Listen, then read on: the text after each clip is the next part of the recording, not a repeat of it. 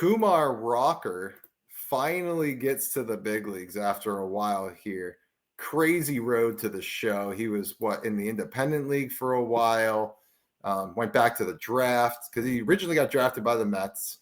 The Mets, yeah. And then had elbow or shoulder, I think, and then ends up going to like the independent league, getting some innings in there, re-enters the draft, and then comes back up with the Rangers here and finally makes his first start and has a pretty good outing. So, yeah. So John helped us out. So it's Ben Davis was the guy that broke up the Kurt Schilling one. But he said, in fairness, it was 2-0, so the game was still within reach. Bush League if it's 10-0, which I agree with. I mean, it's still within reach. So, that's valid. I mean, you got to get a guy. I mean, it's one base runner on and the tying runs at the plate. I get it. That's valid. Yeah, that's fair. Yeah, so Kumar Rocker strikes out 7 in his MLB debut for the Rangers through 4 innings. Looked pretty good. So, I mean, that's with Jacob DeGrom coming back this week. I mean, DeGrom to me is just as impressive because guy hasn't pitched in, they said, 27 months. And didn't look like he missed a beat. Like he doesn't even look 100%, which is crazy. And he was still mowing people down. But that's the frustrating thing with DeGrom is like he never looks like he misses a beat. So like that's the frustrating part is he misses so much time. He has so many surgeries and recoveries and potentially setbacks at times, and then he finally does make it back, and it's like, damn it, man! Like just be healthy, and you'd be so good. Like it's almost like it's a curse because he makes it look so easy. Yeah. Like you almost want to see a guy like that who has to like scratch and claw his way through like his first outing back where he's like, giving up some bombs and he can't locate and he's, hitting guys with breaking balls because he doesn't have the feel and he doesn't have the, the MPH and that on the fastball. Like that's kind of what you want to see because it's like, all right, like that's a human way to deal with recovery. But like he doesn't seem to have any of that. And then it becomes so incredibly frustrating because like, well, dude, just stay healthy. And like you just get to see this all the time. That would be awesome. Right. He was quite impressive. I stayed and watched the 4. Did he go 4 or 5? He might have gone.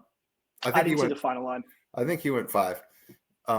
And it's just, I mean, granted, it's a good lineup to start again because the Mariners can't hit a lick, but it still doesn't matter. It's a big league lineup. It's big league hitters. Right. Yeah. Right. I still get it. Yeah. But I mean, he looked great for not pitching for 27 months or whatever that timeline was. It's crazy. Yeah, I mean, and if you're a Ranger fan or if you're in that organization, I mean, it's got to give you certainly some good feels towards next year. Now, I don't know. I'll look up real quick. Like, I don't know what his contract is, like how many years he's got left in Texas, but. Yeah, no, it was absolutely, it was impressive. I like it.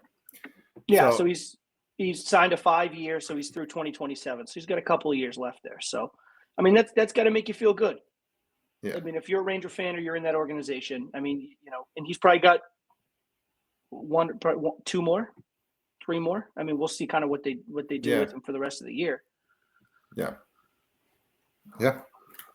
I think they'll be in good shape. I mean, you're gonna probably lose Evaldi to free agency here, but I mean, if Kumar Rocker comes up and continues to do what he's doing here, and I think they'll be all right. Rangers will be good.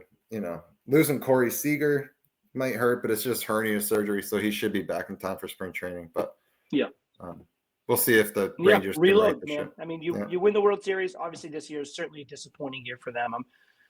I'm not going to sit there and tell you that they're probably fine with the way this year went down. I think it was a disappointment. Yeah. But I think Rocker could be a good kind of stabilizing piece in that rotation.